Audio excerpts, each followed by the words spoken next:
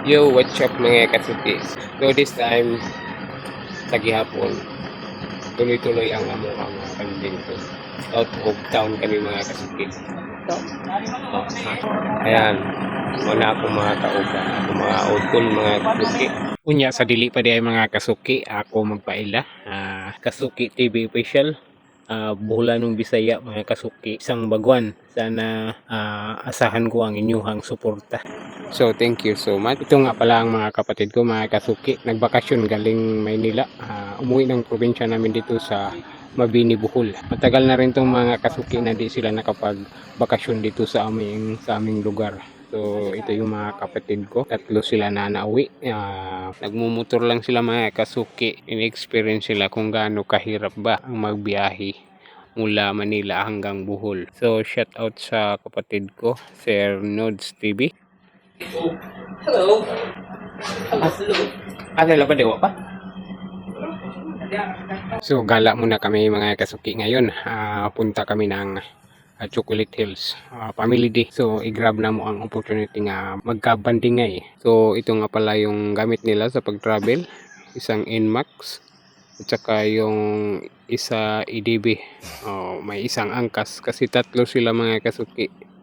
So pasensyahan mo na ako mga kasuki, Buhulanong Bisaya.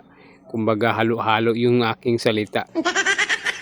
Ang sarap lang sa pakiramdam mga kasuki na makasama mo yung mga kapatid mo sa tagal ng panahon. Almost a decade yan sila mga kasuki na hindi nakapagbakasyon dito sa aming probinsya. Naara si Gloria? Oo. So ito na nga mga kasuki ang aming pag-alis papuntang Chocolate Hills to Carmen, Bohol mga kasuki. Ano ba yung kinamangura nila no? Bikas no?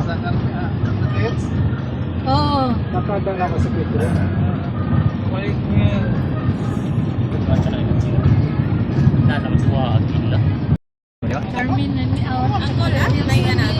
Yun nga lang mga kasuki, dahil sa dami kami, so pahirapan ng pagkuha ng video. Na kumbate, paningkamot ng lagi. Once in a blue moon rani. Once in a blue moon. Ano ba? Mas kinayor. Once in a year, di jud. Decade. Dekada ka jud. Oo, dekada. Dekada na oy, kaya 10 years more na. Kuan 12 years. Wow, mare. Kailan mo dani unsa ni? Unsa man? Ha?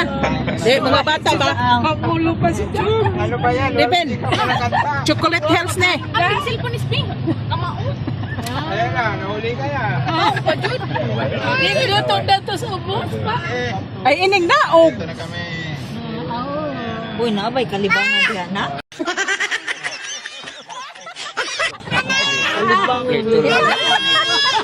Mupili ka na itong nanay, si Janay Muilo. Agago ka na tubig ito slopo ni mo. Guys, on ko. So ito na mga kasuki, sa tagal ng binabiyahe namin. So nakarating din kami dito sa Carmen, Bohol o yung Chocolate Hills. So shout out pala sa mga brother ko, GB Motors, Kabarbers Elmo Vlog, and Sir Nodes TV, Badski Vlog na nakasama ko dito. Are you really my dad? You're old and sad. So diggity hey. Diggity hey. Diggity hey.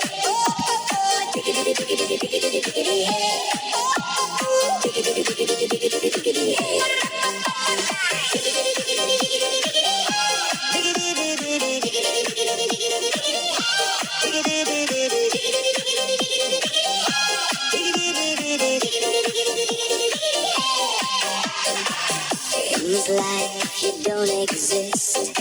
Don't tell me what to do when you lose your mind and your liver fails to. Dito mga kasuki, ang tagal namin hindi nakaakyat mga kasuki kasi inaantay namin yung mga kasamahan namin na nagsi-CR pa. So siguro sobrang excited mga kasuki. So ito na nga, pa slide lang ako dyan na kumuha ng video dyan sa baba bago ako umakyat doon sa pinakatuktok. So kahit na taga Bohol ako mga kasuki, so first time kong nakakyat dito Kasi malayo-layo rin, mga siguro mga 30 kilometers kung di ako nagkakamali. Ganun kalayo mga kasuki. Tsaka yung nakatira tayo sa bukid, tapos wala tayong budget para panggala mga kasuki. So, kahit na taga-Bol ako, first time pa akong nakapunta dito mga kasuki. So again, sa mga kababayan ko outside the world o kahit dito sa Pinas lang, sa Kamaynilaan, pwede niyong puntahan dito sa Bohol. Bisitahin nyo pag may time mga kasuki. Di kayo magsasawa. Maraming mga tourist destination na magaganda. Tulad na lang dito sa Chocolate Hills. Marami pa. Chocolate Hills. At doon sa Tarsier Villar. Man-made forest. So marami ang magagandang tanawin o tourist spot dito mga kasuki. Mura lang ang entrance fee mga kasuki. Kayang-kaya 100 per head. Kung may identification ka nandito ka sa Bohol, so discounted na mga kasuki. Kung wala naman, may dagdag na 50 pesos. So 150 pesos ang mababayaran mo dito mga kasuki. So sulit din ang maibabayad mo dahil sa ganda ng tanawin. So ang mga kasama ko dito mga kasuki sa pag-akyat, so yung buong pamilya ko, mga anak ko. So kanya-kanyang kuha ng video mga kasuki dahil nga lahat ay vlogger na. So medyo mahaba-haba rin mga kasuki itong aakyatin mo. So di ko lang alam kung ilang mga steps ba to. Siguro sa tingin ko mahigit kumulang 200 step bago ka makarating doon sa pinakatuktok at matatanaw mo yung mga Chocolate Hills o yung naglalakyan o yung nagtutumpok ang mga bundok na parang chocolate kung tawagin. Kasi nga summer tayo ngayon mga kasuki, nagkulay chocolate o brown dahil sa tindi ng init. Pero di namin iniinda yung init mga kasuki dahil nga sa memorable yung moment na magkasama kami. So bihira lang kami mga kasuki na magkasama, buong mga kapatid ko. Siyam kami magkakapatid, hindi nga nakasama yung dalawa kasi nasa ibang lugar, nasa Cagayan. Yung isa naman hindi nakauwi dahil sa tindi ng pangangailangan o sa hirap ng panahon. So enjoy lang natin mga kasuki ang time na nandito tayo. So marami-rami ring mga tao na napunta dito. May mga puti, may mga ibang lahi, pero ang karamihan dito is mga Pinoy o mga kababayan lang rin. So ayan mga kasuki, nandito na kami sa pinakatuktok. Kanya-kanyang kuha ng video, kanya-kanyang picture. May mga nagpapalipad pa ng drone. Siguro marami ding mga content creator o mga vlogger na napunta rito para kumuha ng views. Matatanaw mo naman mga kasuki kung gaano kaganda yung nasa palibot ng Chocolate Hills.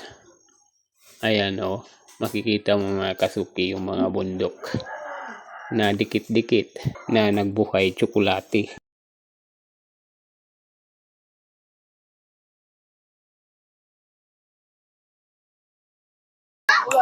Shout out kay Kabarbers Elmo Vlog.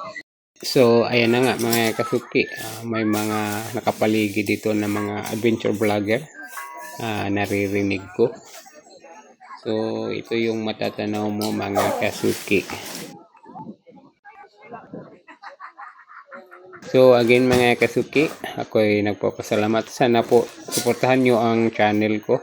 Isa po akong baguhan na umaasa para suportahan. Pwede nyong i-like ang mga videos ko, subscribe para na rin updated kayo sa mga susunod ko na mga video.